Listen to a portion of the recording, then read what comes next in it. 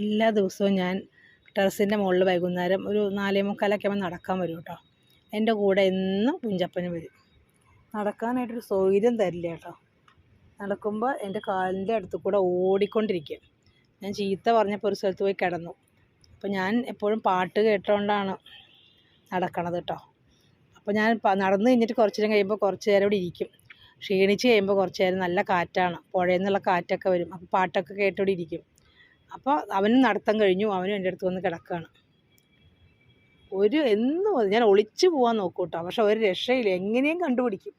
അതിനപ്പം മനസ്സിലാവും താഴെ എൻ്റെ ഒച്ചയൊന്നും കേൾക്കാതാകുമ്പോൾ ഞാൻ മുകളിലാന്ന്. ഉടനെ ഓടിക്കയറി വരും.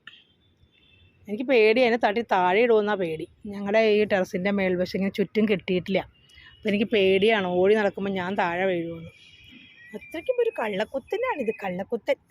ഇത് കണ്ടോ, തിന്നാളെ സാധനമല്ല കേട്ടോ. ഇതൊരു കള്ളക്കുട്ടനാണ്, കള്ളക്കുത്തൻ.